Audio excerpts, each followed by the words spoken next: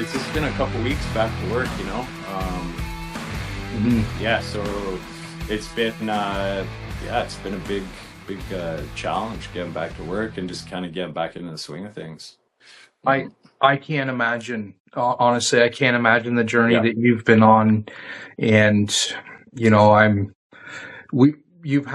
know that you've had a lot of people in the tattoo world just praying and loving on you and just hoping that everything's going to continue to go smoothly for you, knowing that you can't really work at capacity right now. And yeah, it was a big mind fuck. Really, it was a big mind fuck. Like losing a limb, it's something you never thought would happen. That'll never fucking happen to me.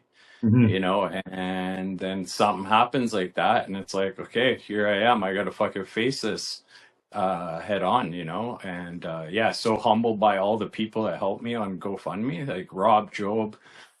He started it when I was in the hospital. Yeah. And holy fuck, so many people. Yeah. It's a testament to you, Ryan. Like we've only met a handful of times, and I hold so much respect for you as a person. Thank you. Yeah, it's really a testament to you. It's through your own efforts and how you are as a person is why people feel the way they do about you. Yeah, I've always tried to be real with people, and when they come in, you give them a good tattoo and you give them a good experience. I think it's more important to give them that good experience, It with is the tattoo, right? It's like, it's almost as important as that tattoo. I mean, you don't want a good experience in a shitty tattoo going, what the fuck did I just get? But Yeah. it's I think it's almost a 50-50 thing where you want to give them a good experience. You don't want your headphones in, head down tattoo. And the person, they remember that tattoo the rest of their life, that fucking moment that they got the tattoo, and you want to give them that experience, to go with it. Yeah. And that's always been my philosophy, is like you give them that experience, and chances are they're going to come back. They're going to bring their kids back when they're old enough, or fucking Uncle fucking Teddy's going to come in and get tattooed, whatever, right? Like it's word of mouth. And I think with Instagram, I think we hit that right at the beginning when it was really peaking and we could really work off of that. And now we've talked about it over and over and over. You have too. Like it's the algorithms all changing, Instagram's changing. I think it's getting back to that where it's like we're having to, get out and talk to people, and you're fucking pumping gas, and buddy has a tattoo. Hey, cool tattoo. Where'd you get it? And you get a human connection where you lose that on the cell phone. So yeah, I think it's about that word of mouth, big time. Yeah. And that's some advice that you're giving right there. You're actually providing some real wisdom to anyone watching, this talk that we're doing here, because and that's your philosophy is my philosophy, and it's always been the way that I've worked my business. But it's really what we have to do nowadays to stay current and busy. Yeah. Absolutely, man. Absolutely. Yeah. And it's wild because even in the year, I had to take a year off to recover. And even in that year, I've noticed a big shift. And that's a short little time. You've been tattooing a long time. I've been at it for just under 30 years, 27 years. And so we've seen a big, huge shift. You see trends come and go, you see all this stuff. But I think especially the last few years, it's just sped up. The changing going on in our industry, trade, whatever you want to call it. You know what I mean? It's like a big shift. And in this last year, I've noticed that big time. They want to come and meet you or run into you. You know what I mean? You have those random connections, and they'll come and see you, I think, Yeah, 100%. And I see you guys out on the coast, the slowdown seemed to come a little quicker for you guys. The saturation was a little greater. But I'm certainly seeing it over here in Ontario. a lot of people looking for jobs, and again, you're bang on. It's really about connection. Thankfully, Yeah. early in my career, Mac Bragg was one of my strongest mentors in tattooing, and he taught me that right out of the gates. I was 19 years old, and he was telling me, Ned, that the client is king, because I had this fascination with tattoo artists, and he's like, forget about them. It's about Right. give all that love to your client. Who you're And tattooing. Yeah. mhm. Yeah. and it paid off in spades, because I'm staying busy, and I'm not the best artist by any means. Like, God, I'm Fuck me just neither. We just just try getting. to do a good tattoo, do our Yeah, best, and like you're saying, give them a fucking good experience. yeah. Yeah. And I've seen people come in with a good tattoo and not like it, and then when you really get digging at them, it's like they had a bad experience, and that sort of it imprints, and it reads into the whole tattoo for them. Maybe not for others, Yeah. but for them, it leaves this lasting bad taste in their mouth, and they're. Yeah. Absolutely, man. Absolutely. Yeah. Let's dial this conversation back a little bit about your personal Okay. career, because Ryan, I owe you so much, and I don't know if you know how much I feel indebted to you. You I don't know about inter- that. well, hold on. You introduced me to Steve Elgerson. Yeah. That was your tattoo dad, your teacher, Yeah. your Yeah. mentor. And Yeah. Steve and I made a connection, and he set me up with Trevor Hodge, which, Mm, like him and mm, Trevor, mm. OGs of the tattoo scene. And if it Yeah. wasn't for you, I don't know that I would have met those guys and Mm, had the experiences of getting to meet Trevor, spending a little bit of time with him before he passed, and then getting to meet Steve. mm. And we Well, just recently spoke on the phone again. But mm, my yeah. long-winded not question here. So let's go back to the beginning of your career and share a little bit about how you got into tattooing with Steve. Oh man, I was a cocky kid and walked in, and I just I had it in my head. I knew since a young age. I think I was like 13, 14. It was just something I needed and wanted to do, be a tattooer. I wanted to do it. I wanted to give people tattoos. That was something I really wanted to do. I remember back I grew up in Saskatchewan for a short amount of time in my upbringing. So I remember my Jehovah's Witness mother, she said, okay, let's go to a tattoo shop. I think it was Ron and Sharon's or something like that, in Edmonton. Oh, Roy Fuck, I and can't Barron's. remember. Roy and Sharon's. There you go. Yeah, I was having a brain fart. I'll have a that's couple okay. brain farts this talk. Since the accident, my memory is out the door. Anyways, so yeah, my mom drove me there, and I went in, and they kicked me out right away. I was just a young guy, like 13, 14, poking around, looking all inspired, looking at the walls. And just since that time period, I always wanted to do it. So I did this, did that, tried this, and it was always something I wanted to come back to, was tattooing. So anyways, fast forward years and a couple chapters of my life, I come into Lethbridge. My father was living in Lethbridge at the time. So I'm in Lethbridge. And yeah, I walked into Steve's shop, and I basically said, I want to get an apprenticeship. What do I got to do? And he kind of hummed and hawed, and you know how Steve is. He's a little rough around the edges in a good way. Yep. And he kind of eyeballed me up and down, and he said, well, come, do some drawings and let's see what you got. So did some drawings, and I just hung around, right? And I just kind of proved myself, I think, to him. I mean, I worked with him for a few years, and he taught me everything he knew about tattooing. I washed the flash on the walls, mopped the floors, did the bathrooms, did all the typical 90s apprenticeship stuff. Mhm. Um, yeah, drew with one of those little, I call them national, the lady fingers, the little tiny tubes. You Yep. put those on the pencil, and you draw with one of those, and with the machine on the end. And yeah, put a machine on the end of the pencil and Yep. tried drawing with the weight. Mhm. He gave me a Spalding, I think it was a Puma. Gave it to me in pieces, and he said, "Here, put this together. If you can make it run, we'll start tattooing."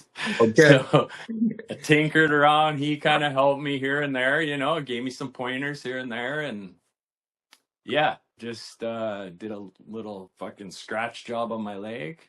Mhm. I started tattooing with homemade machines when I was in a group home in Kelowna, BC. And that was kind of my first introduction to actually putting ink in the skin.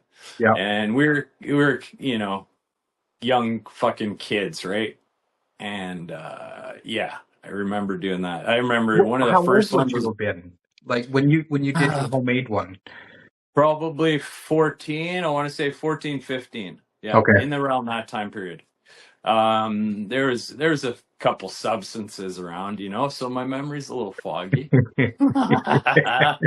But I remember one of the first ones was a pot leaf, and I think it was about 2 months later. And I had a buddy. His nickname was Muffin, and so he comes to me. He's like, "Man, this fucking pot leaf's like half gone."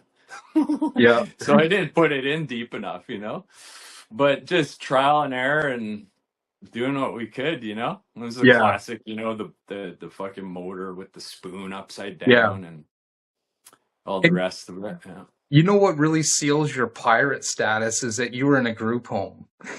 you Yeah. you were in your bedroom at your luxury home or anything. You're in a group home cranking homemade tattoos. I love it. Yeah. Well, and the one kid, he stole it. And I remember we got into a fight over it, and then Oh I got yeah. kicked out of there. So I wasn't in there for a long time, but I was always in and out of places, right? Couldn't get along with the old man, and Mhm. mom was doing her thing. Yeah, yeah. But Sure, yeah. yeah, it's all fucking life. We all got the stories, right? Yeah. Sure, yeah. Now your mentor, Steve Elgerson, he's got quite a story, and when Yeah. I interviewed him, it echoed in my mind for a very long time, and it still does. Do you know Mm. much about Steve's history in tattooing? Yeah, well, basically he was in Niagara Falls for a while, worked Hmm. with Trevor. Um he would always tell me stories, and I remember half of them. Yeah, Um But yeah, he was such a fucking fun dude to hang out with. He really taught me the guts and glory of tattooing. yeah, If you can't tattoo today, we're gonna sell candy apples the next day at the fucking fair. you sure, know, yeah. he had a Greyhound bus that we'd tattoo off of, Hmm. and he had it all converted. And this was probably 98, 99. Yeah, 2000, that time period, and yeah. we drive that bus all over. We tattooed in Wainwright for a while. There was a little shop with it was under a sex shop, and we'd tattoo all the military kids that would come through Wainwright because it was a training base there. That's right. So yeah, it was a good. He used to always call it banging bulldogs for bucks. Okay. Yeah, Yeah. yeah. I used to go tattoo in the barracks up in Petawawa at the Oh, really? military base. Right in the barracks, they kick out a lower rank guy, and yeah, I'd have my way with those boys all weekend and just pile in the money. It Yeah, was awesome. it was great. Yeah, it was super fun, and there was not a lot of no's. It was just, yeah, you do whatever, and as long Yeah, as we're tattooing you, and you'd have a few of them would come back the next day, and they had no recollection again tattooed and asked if we did it for them. Yeah, yeah, those were the fun days. Yeah. yeah, absolutely. And when Steve told me his story, he said he used to be a barker in the carnival. And he'd be the guy calling in people, and Yeah. that's originally how I think him and Trevor met. Trevor was getting him to be a front man, to bark for him, to lure See, people in. I didn't know that part. Yeah, that's Mhm. fucking cool. Yeah. Isn't that cool? He probably told it at some point at 2 a.m. at some point. Yeah. Yeah, I'm going to Steve and I were talking about doing a video on the phone. He needs Mm. some support getting the tech stuff all lined up. But he and I were going to do a spotlight video, and I can't Yeah. wait to get behind the camera with him. Well, this is an idea. I'm going in August. I don't know how soon you want to do that with him, but I'm going to Alberta in August to go visit family in Lethbridge.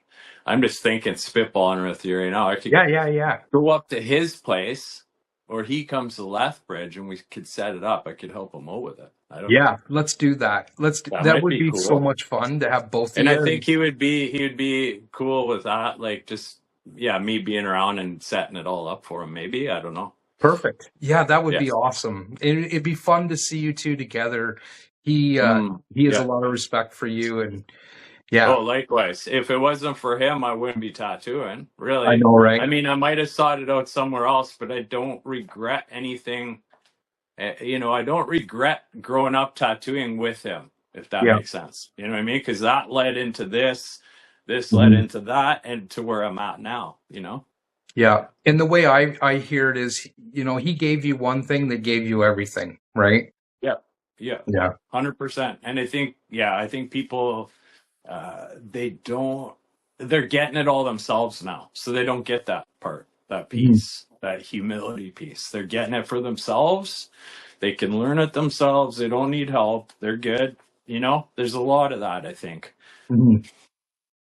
Yeah, and Yeah. I think the struggle that we went through to acquire the little scraps of information that we got, or the struggle we went through in an apprenticeship, which I did an apprentice, um, it it made us grateful as hell. It made us, Yeah. really look at this as something incredibly special.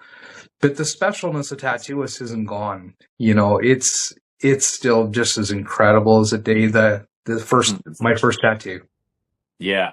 Hell yeah. There's still magic out there. I feel at times in my career, I feel like the industry has lost it in some regards, as far as the corporate companies coming in and Mhm. selling to us. Um, but when you have like me and you are having this connection. Yeah, 100%. Yeah. So when you left Steve's shop, where did you go from there? So I was gonna go work at Crazy Aces. So Okay. we put everything, we sold a bunch of shit, put stuff in storage, and now we're going across country. So we end up in Regina. We didn't get too far.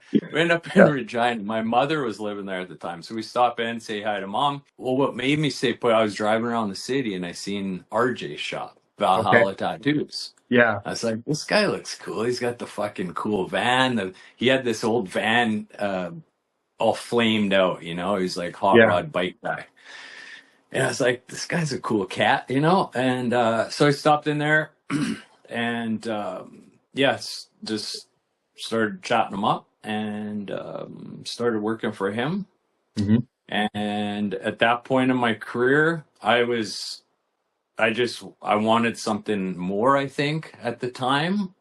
Yeah. Looking back, RJ, I had a great time with RJ. Mhm. Um, but that ended shortly, right? I was there for I think 6 months or something like that. And then after that, I ended up going down to the States. Yeah, just trying to recall things here. I went down to the States, Tri-Cities area. Mhm.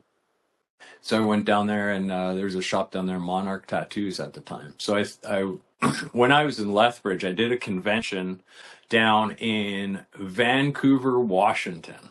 Okay. So there was a show down there, and the fucking wildest convention I've ever been to in my fucking life, and I've been to a lot of conventions. Yeah. There was mayhem. An artist died in his room. There was fucking little mini dirt bikes in the hallways of the hotel where the convention was at. Carpet was getting ripped up by these little dirt bikes. Yeah. It was just chaos, complete chaos. So just, they didn't let us back the next year. Yeah. Anyways, I brought a client of mine down there, and entered him in some contests at the time, and I met this guy Jarrett, and he owned Monarch Tattoos, and he's like, if you ever want to come and work down here, and my mom was from Florida, so I always kind of wanted to work down in the States and go tour around and stuff. So I went down there, and worked down there for some time. I was trying to get so I could work down there legally. I was working with a lawyer down there, and it was going to end up costing a whole bunch of money. And I had got my ribs started from Clint Danroth at Dutchman Tattoos. Okay, yep. So it wasn't working out too well down in the States. I'm like, you know what? Let's go back to Canada. Go back to Canada. I'm getting tattooed from Clint, and I'm kind of fishing around for a job. John's out of town. Clint and Rob Hope, they said, well, we could use a guy in here, Yeah. a new guy, do all the little fairies and frogs and Sure, yeah. whatever else, tribal lower backs, the Yeah. tramp stamps. And so, yeah, I signed up. I said, hell yeah. It was, I couldn't say no. Mhm. I grew up in the Okanagan, and Dutchman, Dave Shore, they were big names in tattooing and still are. And that was a dream of mine to work there. So I started working with those guys. And I just remember almost every day, just like, is this fucking real? Is this really happening? And being overwhelmed because those guys that, were pumping out amazing tattoos. And especially for that time, there wasn't a lot of tattooing as much going on as there is now, as you know. And so those guys really stood out of the crowd. So yeah, just learned so much being there. And I remember John came back from the Philippines from his visit, and he kind of gave me a once and down, and like, who's this kid, And oh, you hired me. yeah, exactly. Yeah, and he said, well, we'll try you out. I worked there, I think, close to 8 or 10 years. I never found out if he hired me or not, but I stayed around for a while. and that's where I met you. I'm pretty sure was at the Dutchman's. Yeah, because I would have started there, I think, like 02, I think, or something like that. And it was 08 that I interviewed all you guys, and then I came back and did a guest spot and tattooed with you guys. Yeah, that was awesome. Yeah, it was fun. It was a lot of fun. I was scared shitless. I was so scared. Well, you weren't the only one. We had so many guest artists. Same thing, man. We just seen them. We were just like, shit. I'm coming back out west. I want to catch Dutchy for another chat.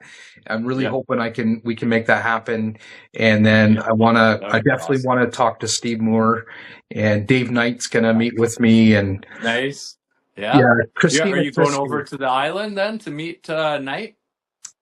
Wherever he's at, I'm just Christina Christie is helping out with arranging a trip for me. Sweet. That'll be great. Yeah. I love the island. It's so beautiful over there. Yeah. Dave Knight did a tattoo on me years ago, and it was fucking painful.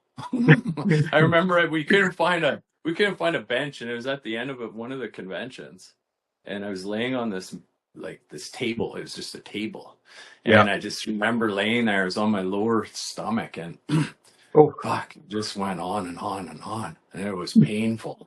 But I really looked up to his tattooing. It was so dynamic and colorful, and it was cool. He was always soft-spoken guy, and Craig Driscoll was there at that time, and shouting and dancing around and doing this and that and entertaining me while I was getting tattooed. Mike just tattooed my chest. It was shaded in my Ganesh tattoo, and man, awesome. He has a whole bottle of my tears now, and it just hurt from the second he put the needle down, and I'm like, don't be a bitch. Austin? Mike? Yeah, Mike Austin did it? yeah, yeah, Yeah, yeah. I yeah. The haven't whole seen him for quite a few years now. Yeah, I know, right? I'm yeah. gonna see if he wants to take a trip out west with me. He That comes would be with me on cool. some of my interviews, and Mm. yeah, we've traveled a little bit over the years. He and I together interviewing. He came with me to interview Beachcomber Bill, Oh, no way. and Mike and I drove out west to interview Jerry, Yeah, and yeah, yeah. Mike and I are going to interview Al Hartshorn in a few weeks. Mm. Mm. Where is he out of? Al Hartshorn's just up the road from Mike. He's just outside of Okay. London, Yeah, Lambeth. Do you yeah. know Al? That'll be You great. ever heard? No, I don't think our paths will cross. No, I don't Yeah, think so.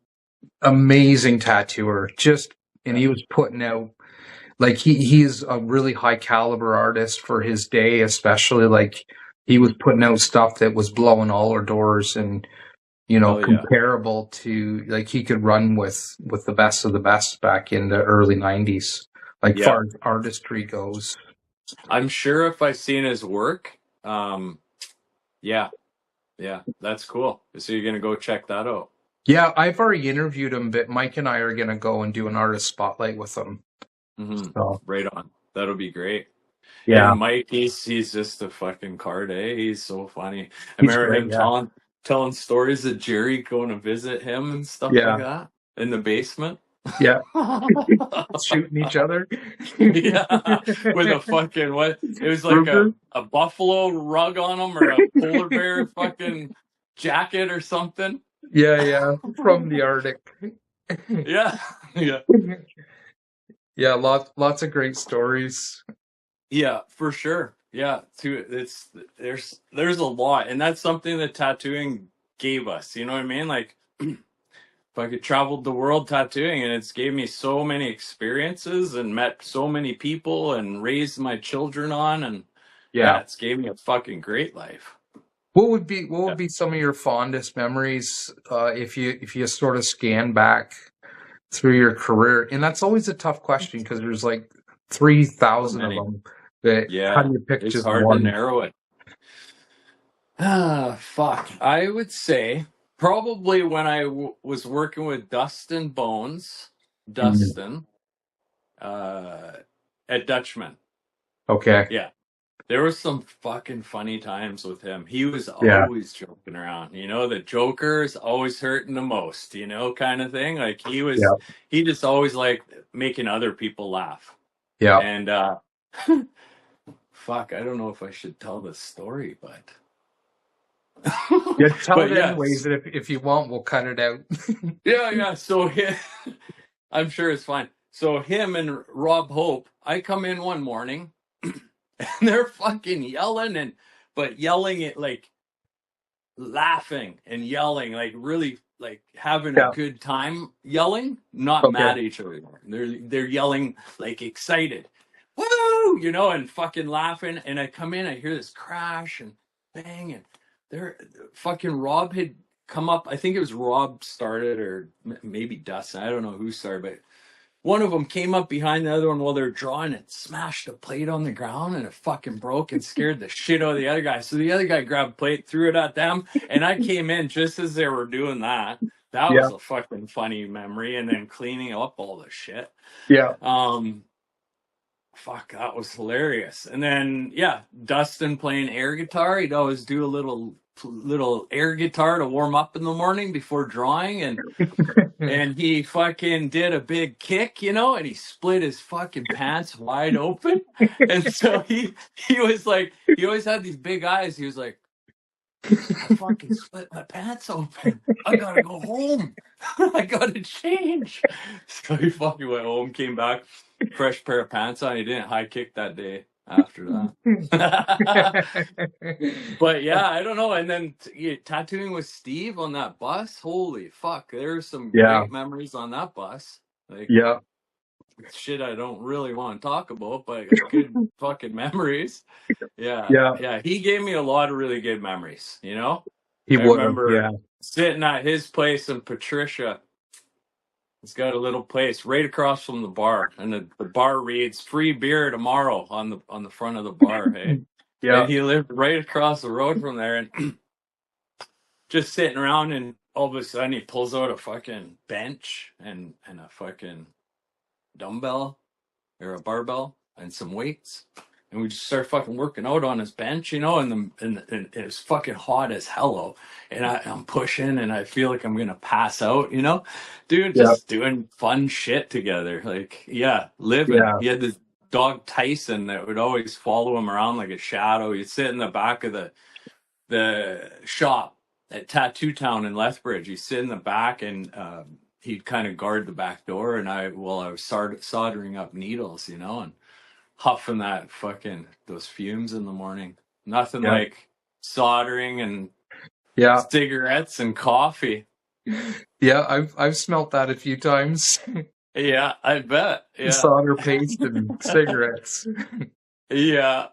And then those old National, the old we used the nylon fucking jigs, you know. Yep. Those were great. And then I remember finding a clamp to clamp mags, and that was like something Sure. else. I was like, holy shit, you don't have to weave them anymore, Yeah. you know? Yeah, that's awesome. I used to make round magnums all the time, where I take sevens and then smush them on the table, and it would pop into the formation, like 4 on the bottom, 3 on top, and Yeah, I cranked those for quite a while. that's cool. Yeah, Yeah. right on. Yeah. Speaking about traveling and tattooing, Mike and I were tattooing at a bike rally one time, and Mac was there, and Mac had I love this shit. Mac Tell me more. Mac set it all up, and he's like, guys, I want you to come up and tattoo at Rosie's. I'll be the front guy. I'll just bring the work in. Yeah. So we're tattooing away, and Mac comes in, and he's like, who's next? This fucking asshole out here won't leave us alone, and he's just loaded. So Mike goes, I'll take him. I'll take him. So the guy comes in, and Mike says, well, what do you want? And he says, I don't know, you're the tattoo guy. Give me a tattoo. And Mike's like, no, man, it doesn't work like that. What do you want? And so the guy's like, well, you're a skull, man. Give me a skull. And Mike says, yep, no problem. So he draws up the skull on his arm in like 31 seconds and starts to tattoo this guy. Next thing you know, the guy grabs Mike's garbage can and he's throwing up in it. Oh, fuck, yeah. And I'm looking at my client going, oh shit. And then the smell started wafting over, and I said to my client, I said, that guy shit his pants. And I said, let's go have a smoke. So no way. So the guy's got his head in the garbage can. He's like, just go ahead and finish it. Go ahead and finish that tattoo. So Mike rips off this tattoo in like 33 seconds, and just to get him the fuck out of there. Yeah, God, that was funny. He wasn't cocky anymore after he shit his pants and threw up in Mike's garbage. The lesson in humility. Yeah. If you're not humble, you'll get a dose of humility. Yeah. I hope Mike doesn't mind I told the story. You can cut it out. Yeah. Oh yeah. No, it's you'd be fucking cool, funny. Yeah. Another I remember. Yeah, Johnny. We had this Johnny the Piercer. He was a little. I don't know if it's correct to say, but a midget, right? Like he was a tiny guy, and he was fucking hilarious. So we'd go out drinking with that guy, and at the time, Jackass was really big. That the guy from Jackass, he would kick himself in the head. Wee Man, there you go. And so Johnny was doing this shit for beers, like a pint of beer. He'd kick himself in the head. And man, that guy always had like a group of ladies around. They're just so curious about a fucking little guy, you know? Just, what's up with this guy? And he'd have house parties after, after parties. And yeah, we'd get in there and he'd have midget porn on the TV, and we're like, whoa, Johnny, fuck, what's going on here? He's like, they're my people, man. But he was a funny guy, man. He was I guess a midget wrestler. He was in a federation, and he wrestled. So then he started piercing at our shop. And I mean, that was my very first, when I was apprenticing with Steve, his piercer had just fucked off. And he's like, fuck, we got to make some money. I got all this jewelry. Like, I need a piercer. Yeah. And then he looked at me. You're going to pierce. And I was like, what the fuck? I have no fucking idea nor desire to pierce. Yeah. Well, I need you to pierce. Okay. Like, I want a tattoo, right? Whatever it fucking took. Sure. And Yeah. that was like way pre-Google. So, yeah, you just try to figure it out. And then, yeah, yeah, man, that was fucking crazy times, piercing like a tongue and hoping you don't hit nothing there. And Yeah. man, piercing old ladies' titties, you got to lift up and hold them while you're piercing them. But then I taught Johnny, like I didn't know what the fuck I was doing. Taught Johnny how to pierce, and yeah, he was with us for a while. He picked it up pretty good, but he had a little stool he would get up on and pierce people.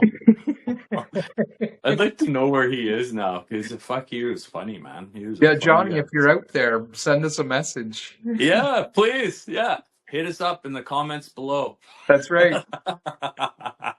So if we move back into present day, you're just starting to get back to work. If anyone watching this video wants to hit you up for a tattoo, that'd be awesome. You're taking clients, and yeah, for sure. I just started getting back after this accident, and so yeah, taking the pre-existing stuff, anything I got out there or new stuff. Yeah, so it feels good to be back at the shop, man. I miss tattooing so much. I bet. Yeah, there was moments in my recovery where I just questioned my whole fucking life, my whole existence. What the fuck am I doing here? I got no fucking leg, and then you start learning how to walk on a prosthetic and start getting a little more comfortable on it, learn your balance. Basically, I had to relearn how to walk. I was in a wheelchair for months with no prosthetic. And that really fucks with a guy's ego, let me tell you. Yeah. I went to it was fucking tough, man. I had really good friends. They got us tickets to the Rolling Stones came to town. And they said, Halter, we got you free tickets to Stones. I thought about it for a half a second. Yeah, I'm going. I was in a wheelchair. No prosthetic yet. I had a little fucking stump, hanging off the end of the wheelchair. And I'm going and then I'm second guessing. I'm like, fuck, I'm going to be in this big crowd of people. What's everybody going to think of me? You start going through all that shit. Mm-hmm. And then I just said, fuck it. So we went, and man, I had the best time. And who gives a fuck what people think? You know what I mean? I had a great time, and everybody was pretty good. You kick a couple people with your good foot to get out of the way. But other than that, it was all right. Yeah, it was a great time. But I don't know where I was going with that, other than the recovery part was hard, and being stuck in that wheelchair, fuck, it felt like years. Mm-hmm. Yeah. And then I got my prosthetic, did lots of recovery with balance, learning how to walk again, and so it feels good to be back at the shop. I really missed it. I had Chris Hearn. Shout out to Chris Hearn. He stayed around the shop, kept it going. Yeah. And if it wasn't for him, man, that shop would have closed.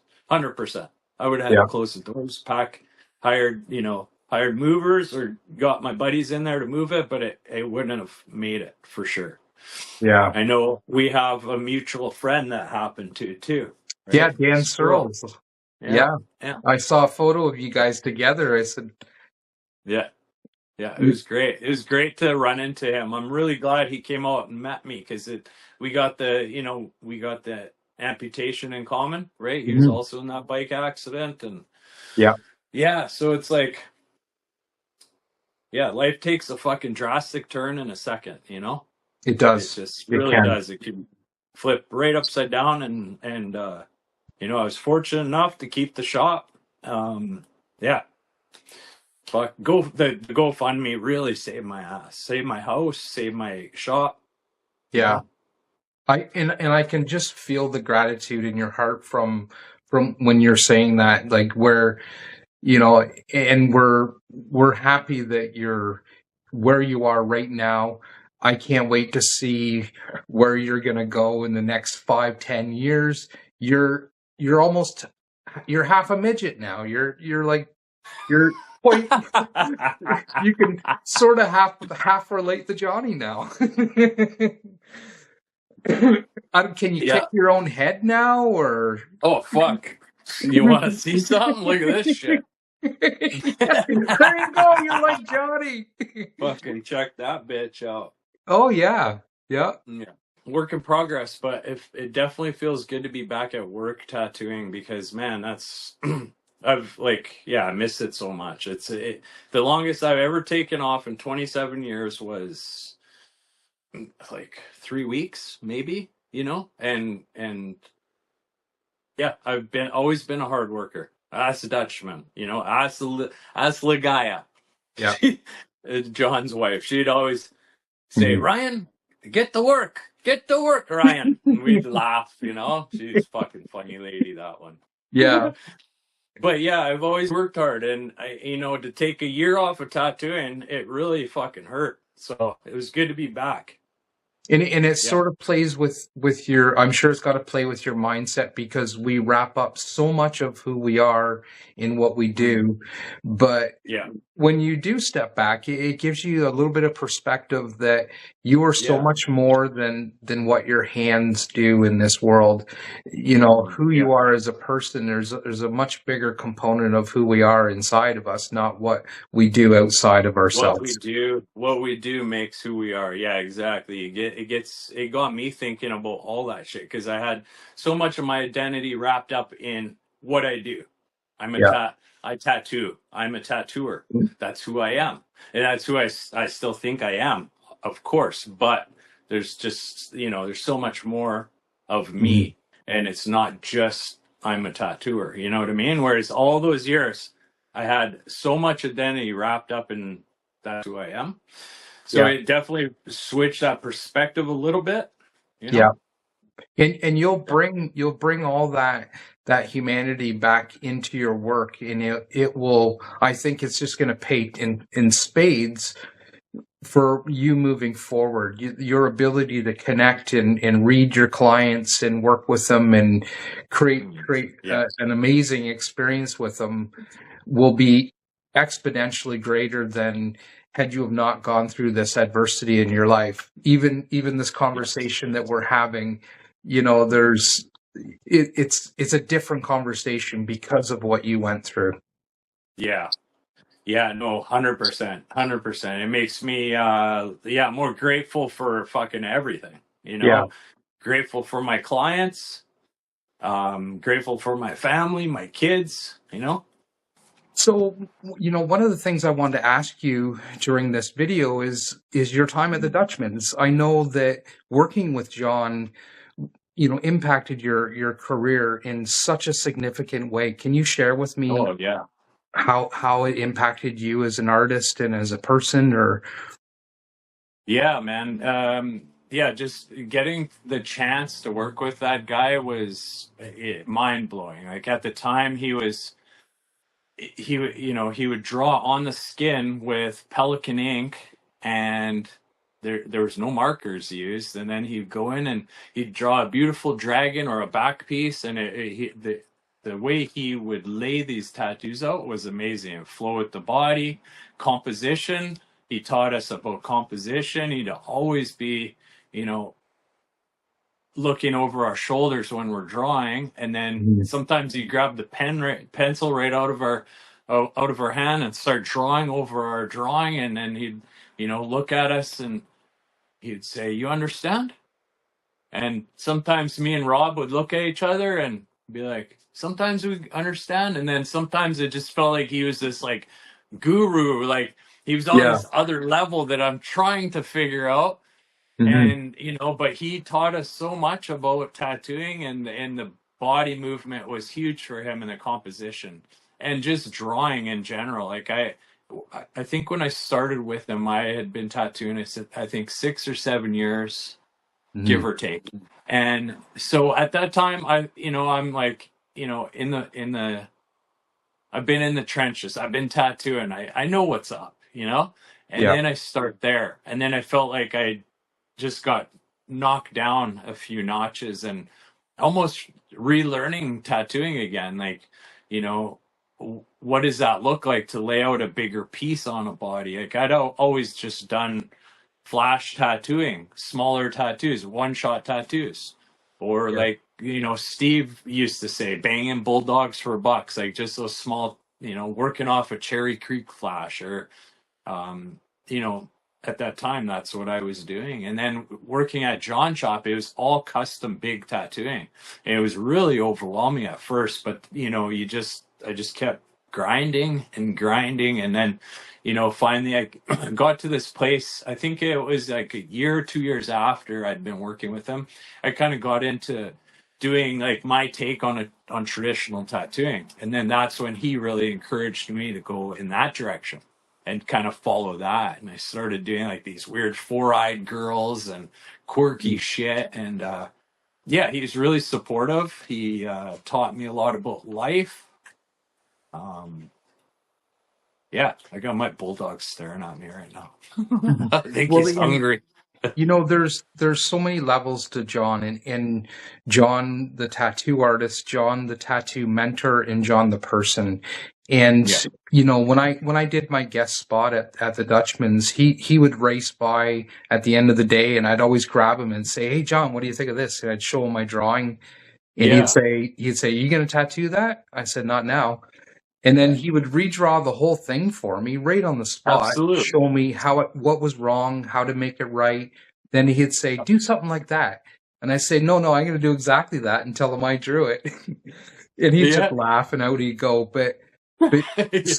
but John the mentor Mhm. he's a giant in Canadian tattooing in that sense where Yeah. he's a teacher of teachers, and Absolutely. He he taught so many of us what we know, and then, hopefully we're carrying that forward, I think, right? yeah. Yeah.